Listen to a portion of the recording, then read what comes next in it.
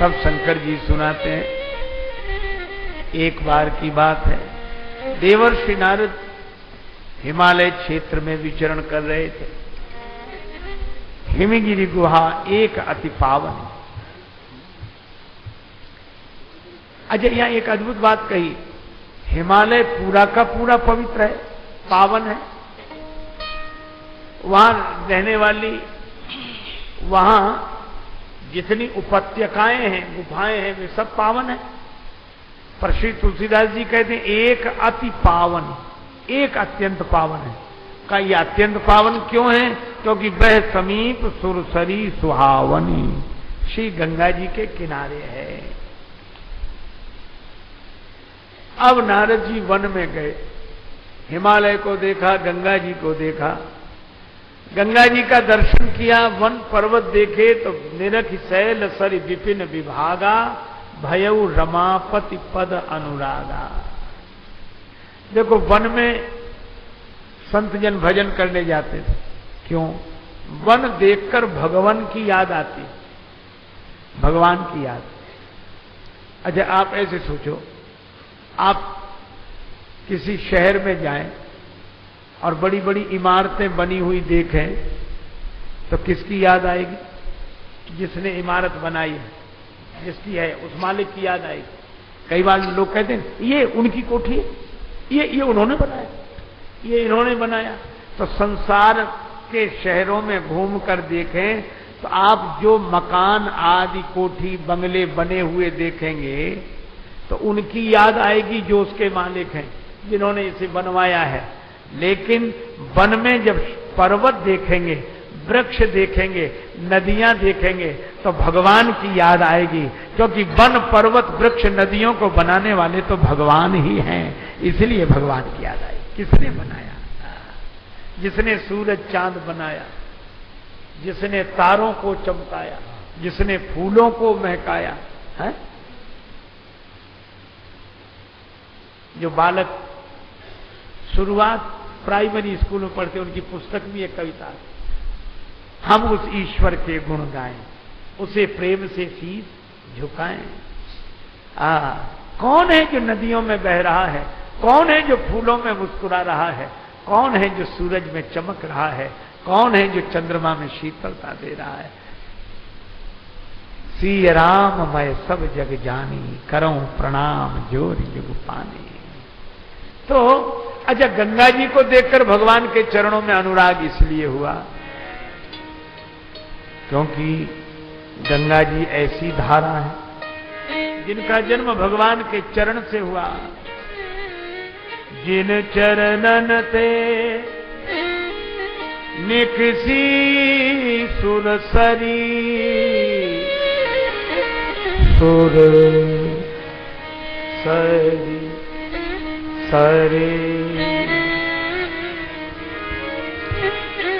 शंकर जटा समाई,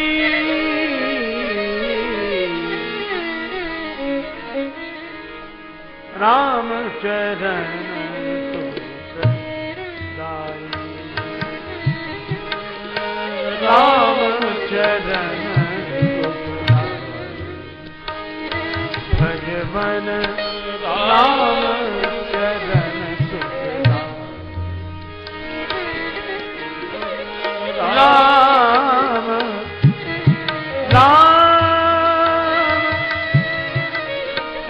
राम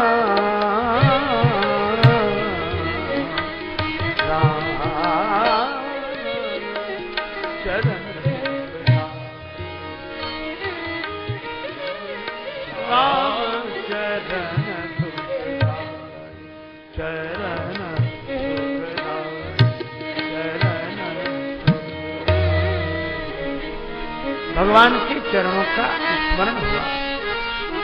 राम चरण सुखदाई। अब लगा कि भगवान के चरणों का चिंतन करते हुए प्रभु का स्मरण करें। पर अच्छा, भाव तो है रुकने का, ठहरने का, पर भाग्य ठहरने दे तब। हम लोगों का जीवन दो के बीच में है। भाग्य और भाव। हम चाहते कुछ और हैं और भाग्य से मिलता कुछ और है। हम चाहते थे वैसा होगा, ऐसे लोग मिलेंगे, भाग्य से कुछ और तरह के मिल गए। तो भाग्य और भाव का द्वंद्व है कि नहीं? हम जहां नहीं चाहते वहां रहना पड़ता है, जिन्हें नहीं चाहते उनके साथ रहना पड़ता है। तो भाव और भाग्य,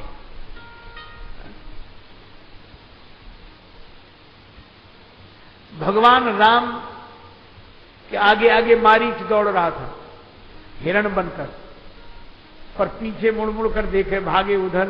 तो भगवान ने कहा उधर भाग रहे तो इधर क्या देख रहे हो? या तो जिधर भाग रहे उधर ही देखो, या जिधर देख रहे उधर लौट आओ। मारीच ने कहा मजबूरी है क्या?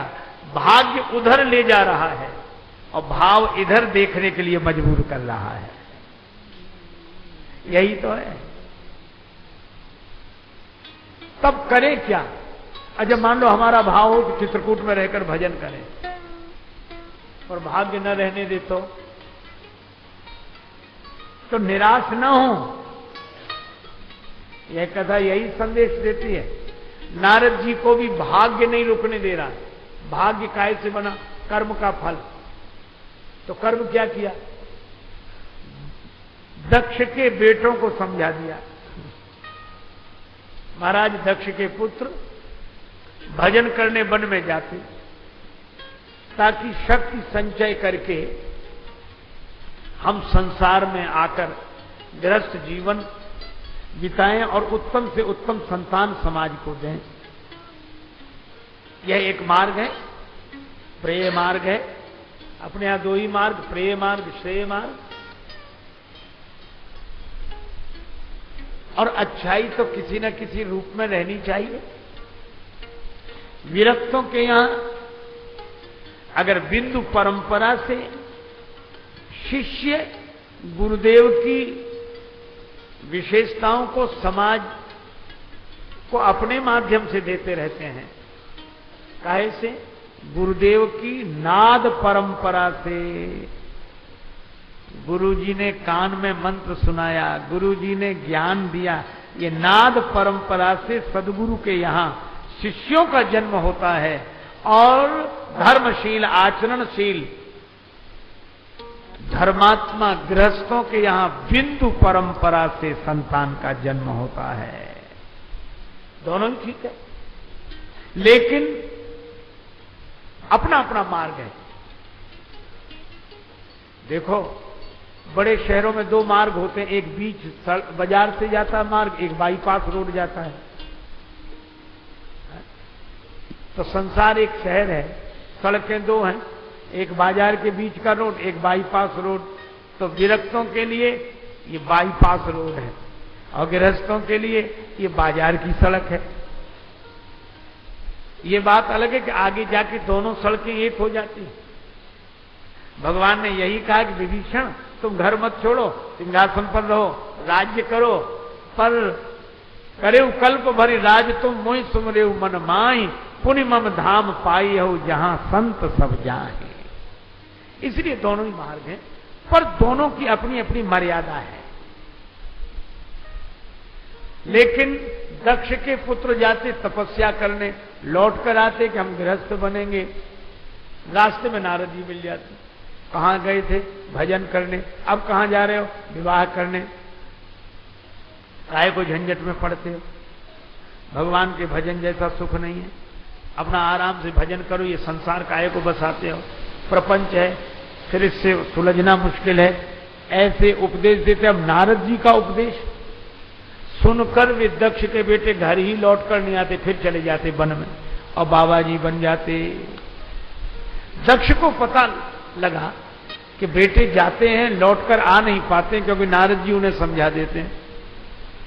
तो नारद जी को श्राप दे दिया दक्ष ने कि ज्यादा देर ठहर ही नहीं सकते, 2 घड़ी से ज्यादा कहीं नहीं ठहर सकते। कहीं कहीं उल्लेख है कि जितनी देर गौ दोहन हो उतनी देर ही नारद जी ठहर सकते हैं। गाय को दोहने में जितना समय लगे, चलो, पर ठहर नहीं सकते। ये श्राप दिया दक्ष ने, और आश्चर्य की बात, गृहस्थ का श्राप संत को लग गया। आप ऐसा न सोचें कि हमारे ग्रंथों में ऐसी कथाएं हों कि संतों का श्राप गृहस्थों को लगता हो। ये अद्भुत कथा है, गृहस्थ का श्राप संत को लग गया। क्यों लग गया? अच्छा, नारद जी कोई गलत काम कर रहे थे? नारद जी तो बाबा जी बना रहे थे, और साधु बनना तो बहुत अच्छा है। लोग कहते हैं कि जिस घर में साधु का जन्म हो जाए उनकी पीढ़ियां तर जाती। लेकिन फिर ये श्राप क्यों लग गया? श्राप इसलिए लग गया कि आप यह सोचो कि नारद जी दक्ष के बेटों को बाबा जी बना देते, साधु बना देते, विरक्त बना देते। तो बाबा जी बनना तो बुरा नहीं है, लेकिन आप ऐसे सोचो, अगर सभी बाबा जी बन जाएंगे तो बाबा जी बनने बंद हो जाएंगे कि नहीं? आप ऐसे सोचो कि बाबा जी सब बन जाएं तो बाबा जी ही बनने बंद हो जाए। क्योंकि गृहस्थ न हो तो महात्मा का जन्म किसके यहां हो? और महात्मा की कौन कहे? मैं तो कहता हूं गृहस्थ न हो तो परमात्मा का अवतार कहां हो? राम जी भी दशरथ कौशल्या जी के यहां आते हैं, श्री कृष्ण भगवान वसुदेव देवकी के यहां आते हैं। इसलिए अपने यहां कहा गया धन्यो गृहस्थ आश्रम, धन्य है गृहस्थ आश्रम। इसलिए श्राप लग गया, पर नारद जी महात्मा बड़े प्रसन्न हुए। श्राप लगने पर भी प्रसन्न, निंदा स्तुति उभय सम। अच्छा, श्राप लगने पर प्रसन्न क्यों हो? आप ज्यादा देर एक जगह नहीं रह सकते। नारद जी ने कहा और अच्छा है, एक जगह ज्यादा देर नहीं रहेंगे तो ज्यादा जगह जाएंगे। अभी 2-4 को सिखाते थे, हम 200-400 को सिखाएंगे। पर आज भगवान का भजन करना चाहते हैं, अब श्राप लगा है पीछे। भाग्य अगर पीछे लगा हो तो डरे नहीं। सुप्रीम कोर्ट के फैसले के ऊपर भी राष्ट्रपति है। ऐसा ही भाग्य का अंतिम फैसला क्यों ना हो, पर भाग्य से ऊपर भगवान है। काशी नरेश ने संत श्री तुलसीदास जी महाराज की शरण में जाकर कहा, मार्केश लग गया है, नवग्रह प्रतिकूल हैं। तुलसीदास जी बोले चिंता मत करो, नवग्रह से ऊपर एक ग्रह है, क्या? भगवान का अनुग्रह है। भगवान अनुग्रह करें तो नवग्रह क्या करें? भगवान अगर सहायता करें क्या करें? और ये प्रसंग बताता है कि नारद जी ने भगवान का स्मरण किया तो श्राप का प्रभाव समाप्त हो गया, भाग्य बदल गया। सुमिरत हरि श्राप गति बाधी, सहज विमल मन लाग समाधि। नारद जी को समाधि लग गई। नारद जी को क्या लगी? समाधि।